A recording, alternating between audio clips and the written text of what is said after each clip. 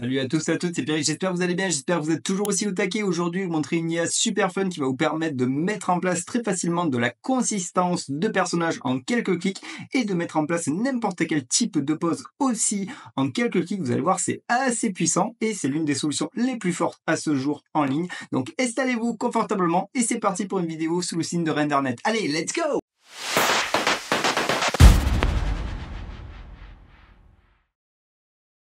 Ok, du coup, on commence en douceur avec le modèle économique et je vous rassure, de toute façon, avec la création d'un compte RenderNet, tous les jours, vous aurez accès à 10 crédits, sachant qu'un crédit égale une image, ça vous fait 10 images par jour, c'est plutôt pas dégueulasse en soi, afin de tester la bête et de voir si RenderNet répond à vos besoins sur la consistance de personnages, mais vous allez voir que sur justement la consistance de personnages, c'est un non-match par rapport à Midjourney et à ce qui est sorti il y a quelques temps dans Midjourney. Ensuite, avec 7 $, vous avez 1000 crédits, ça fait qu'un milliard images, c'est plutôt pas mal. 15 $, vous avez 10 000 images et 39 $, vous avez 50 000 images, donc ça va. Le système économique est classico-classique, c'est pas trop non plus abusé, sachant que c'est un générateur d'images, ça ne fait pas que de la consistance de personnages, c'est vraiment la plus-value, mais ça ne fait pas que ça. Il y a vraiment beaucoup de modèles spécifiques pour faire énormément de styles de rendu spécifiques, et en plus de ça, vous avez aussi ControlNet pour donner des poses que vous souhaitez en un clic, et ils ont ajouté aussi pas mal d'autres fonctionnalités que vous allez voir qui sont plutôt sympas. Sans surprise, quand vous arrivez sur le dashboard de RenderNet, ils mettent en avant la plus-value de cette IA qui est vraiment la consistance de personnages. Donc je sais, c'est arrivé aussi dans Midjourney, j'ai fait une vidéo, c'est plutôt cool, c'est sympa, mais quand vous faites des rendus réalistes dans Midjourney, souvent vous avez des personnages qui ressemblent, mais pas les mêmes en fait. Alors, il va falloir itérer jusqu'à avoir un visage qui va vraiment ressembler ou faire de lean painting. Là, non, vous cliquez et envoyez ces pesées, vous aurez toujours le même visage. Comme je dis, c'est pas du tout le même niveau. Après, c'est normal, ça vient d'arriver dans Midjourney. Par contre, dans Midjourney, pour tout ce qui est comics, BD, style Pixar, là, ça passe crème et vous pouvez vraiment vous faire plaisir. Donc là, ils mettent en avant que pour créer des fashion influencers, ça marche très bien. Fitness model aussi, travel vlogger et movie character, étant donné que énormément de personnes font des trailers à partir de IMG to vidéo, et donc c'était compliqué d'avoir le même visage pour avoir la consistance et une cohérence au niveau du trailer final. Là maintenant, c'est facile en utilisant par exemple RenderNet. Ensuite, là, ils ont sorti récemment des nouvelles fonctionnalités qui s'appellent Change It, qui sont plutôt pas mal, qui vont permettre de changer l'esthétique à partir de prompts, donc juste l'esthétique visuelle des éléments, comme changer la couleur des cheveux, la couleur des habits, la couleur des éléments. C'est tout bête, mais c'est assez pratique en soi et ça évite de sortir de RenderNet pour mettre en place ça. Et ensuite, comme je vous ai dit, c'est quand même un générateur d'images, donc vous avez énormément de modèles à disposition pour vous faire plaisir. De toute façon, ça repose sur cette table de diffusion et il y a quand même énormément de modèles qui sont bien qualitatifs, donc franchement, c'est un tout en un qui est assez complet, mais je vous le redis quand même, la plus-value, ça reste clairement dans la consistance de personnages que la raison pour laquelle cette IA est très connue. Bon, en termes du X, on est plutôt pas mal. La sidebar à gauche est plutôt assez bien représentée. Donc là, on a la possibilité de choisir les modèles, on a la possibilité de filtrer. Donc si vous voulez mettre en place un rendu photoréaliste, vous filtrez photoréal et vous aurez accès que au modèle photoréaliste. Si vous voulez tout voir, vous cliquez sur All et vous verrez tout. Et là, vous pourrez vraiment vous faire plaisir.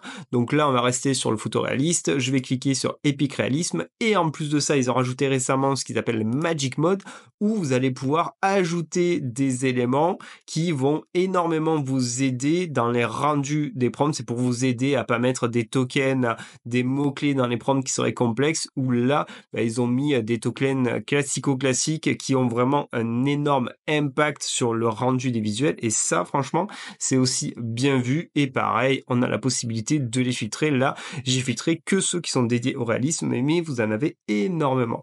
Donc ça, c'est hyper intéressant.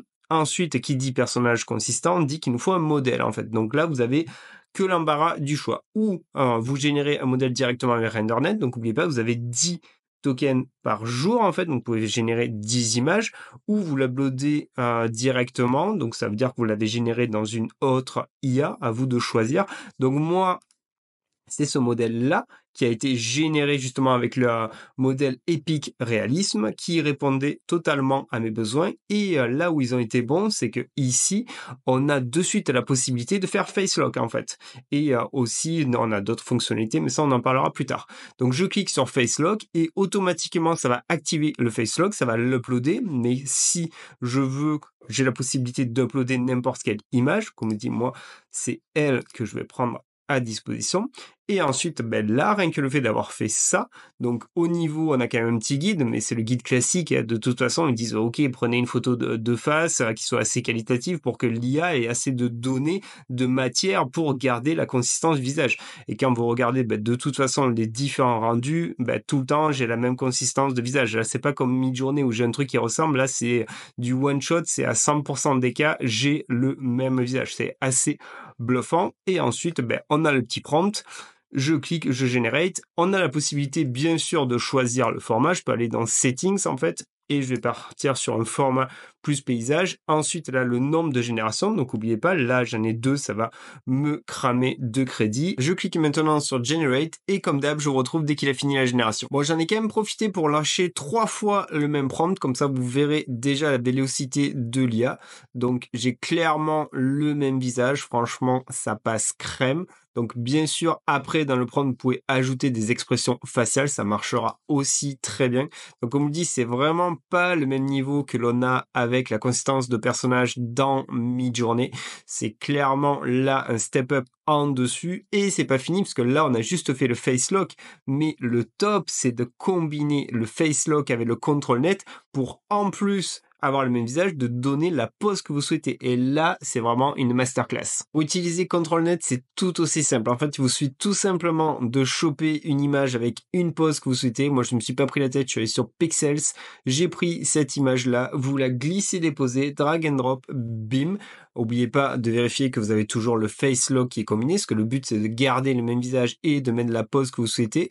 Vous faites votre petit prompt des familles et vous lancez la génération et après vous attendez le résultat et vous aurez le même visage et la même pose en fait. Et ça, franchement, ça change totalement et ça optimise un max le workflow des designers. Bon, il a fini, sans surprise, ben, le job est fait, j'ai la même tête, j'ai la même pose. Après, il a pris des libertés au niveau des habits, mais c'est assez violent. Comme je vous ai dit, c'est un no match par rapport à Midjourney. Certes, dans Midjourney, c'est arrivé récemment, mais là, au moins, j'ai une consistance de personnage qui est ultra qualitative et en plus de ça, j'ai ControlNet où je peux donner toutes les poses que je souhaite et franchement, ça change tout. Quand on voit tous les modèles qu'il y a et quand on voit qu'ils ont rajouté aussi le Magic Mode, on est quand même sur un endroit qui, en ligne, vous permet très facilement de faire des avatars, des influenceurs, des influenceuses ou d'avoir toujours la même tête sans aucun effort et sans aucune appétence technologique. Et ça, c'est quand même ultra violent et franchement, c'est une IA à suivre de très très près car il rajoute tout le temps des nouvelles fonctionnalités et même la fonctionnalité de Change It qu'ils ont rajouté récemment est vraiment très sympa. Bon mais les amis, on arriverait déjà à la fin de cette vidéo. Là, vous avez vu la plus-value que peut avoir RenderNet au niveau de la consistance de personnages. Je vous ai dit, c'est un no-match par rapport à Midjourney. J'aime Midjourney, mais à un moment donné, il faut être crédible. Là, c'est vraiment la plus-value de RenderNet. En plus de ça, n'oubliez pas, pour rappel, vous aurez 10 crédits tous les jours, donc vous allez pouvoir bien tester la bête. Mais au moins, quand vous allez l'utiliser, vous verrez, vous aurez toujours le même visage. Vous allez pouvoir donner les poses que vous souhaitez. Donc, il y a énormément de potentiel et il ne cesse de rajouter des éléments. Donc, j'espère que cette vidéo vous a plu. Si elle vous a plu, faites-moi exploser les likes. Si vous voulez louper aucune autre des prochaines vidéos, vous savez quoi faire les amis. Vous cliquez sur la petite cloche des familles. Et si vous voulez aider au développement de la chaîne, que vous kiffez bien le contenu, le travail que je mets en place, c'est pas compliqué non plus. Vous vous abonnez et ensemble, on se fait une bonne petite communauté. Allez, moi je vous dis, prenez bien soin de vous et à bientôt pour de nouvelles aventures. Allez, salut, ciao, ciao.